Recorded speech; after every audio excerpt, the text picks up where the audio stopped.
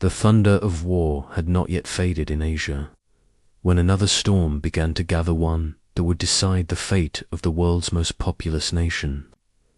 Between 1945 and 1949, China was torn apart by a brutal civil conflict. What unfolded was not merely a clash between two armies, but a struggle over China's solid's future, its ideology, and its place in the New World Order being shaped after the Second World War. This was the Chinese civil conflict, where ancient traditions met revolutionary ideals, where warlords and peasants alike were caught in the tide of history, and where the destiny of modern China was forged in fire and blood. When Japan surrendered in August 1945, the victory should have been a moment of unity. For 8 years, China had endured the agony of invasion. Cities had been reduced to ashes, millions had perished, and the countryside bore scars of relentless war. Yet beneath the surface of national celebration, two rival visions of China were sharpening their blades. On one side stood the nationalist Kuomintang, led by Chiang Kai-shek, who claimed to represent a unified republic. On the other side, the Chinese Communist Party under Mao Zedong, rising from the rural heartlands, promised revolution, equality, and a new order that rejected the old hierarchies. The fragile alliance that had held them together against Japan crumbled the moment the common enemy was gone. In the autumn of 1945, foreign powers looked anxiously at China. American envoys sought to broker peace, urging Chiang and Mao to form a coalition. General George Marshall, sent by Washington, spent months negotiating, but mistrust was too deep. Mao declared, "Political power grows out of the barrel of a gun." Chiang responded by moving his armies quickly into key cities vacated by Japan, determined to assert dominance. Both sides mobilized, and within months, China descended once more into civil war. The battlefields were vast, stretching from Manchuria's industrial centers to the rice paddies of central China. Trains became lifelines, cities became fortresses, and villages became pawns in a war that seemed endless. The nationalists possessed tanks, aircraft, and international recognition.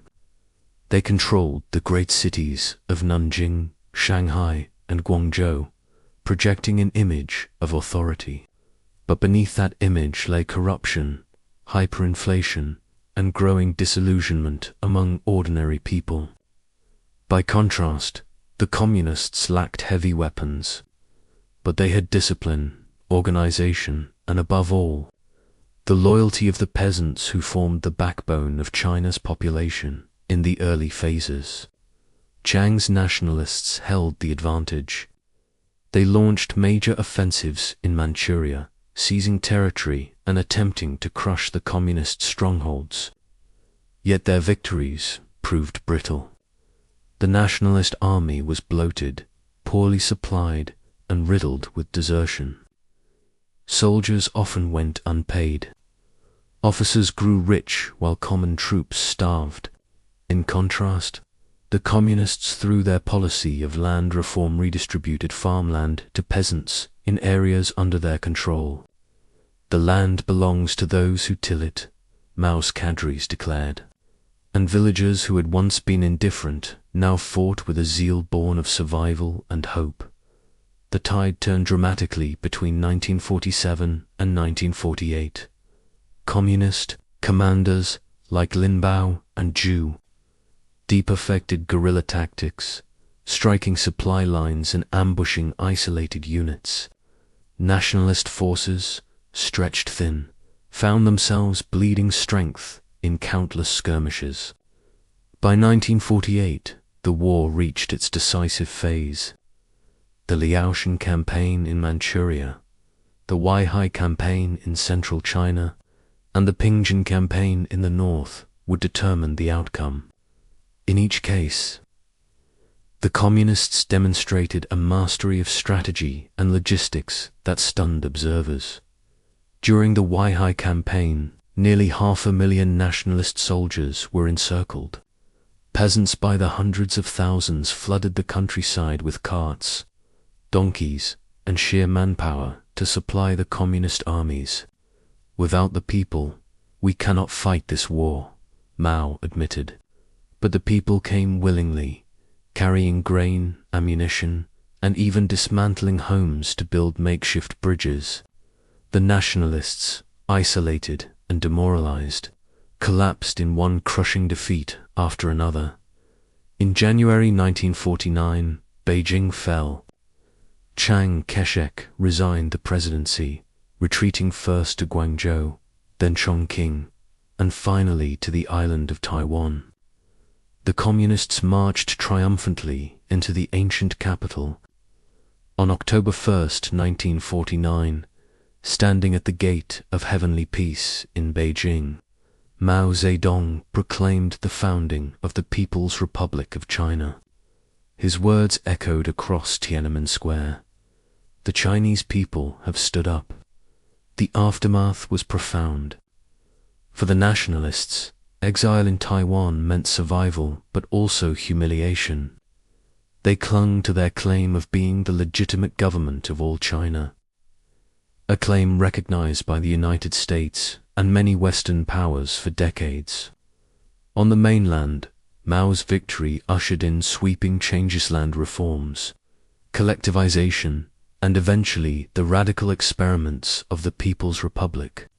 China, long dismissed as the sick man of Asia, had emerged with a new identity, one that would reshape global politics for generations.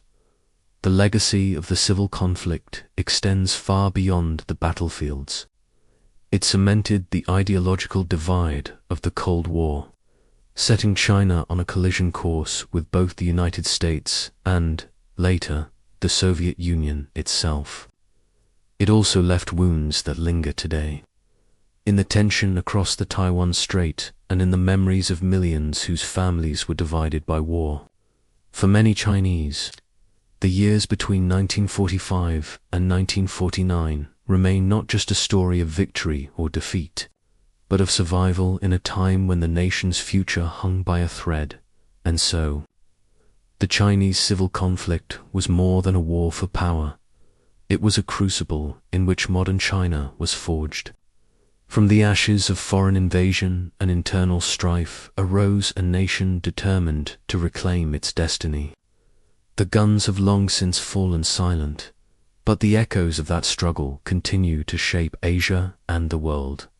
This has been a labor of history and storytelling, crafted to bring the past vividly to life. If you value the effort that goes into high-quality historical narratives, hours of research, writing, and dedication, consider supporting so that more stories like this can be told. For in remembering history, we understand not only where nations have been, but where they might yet go.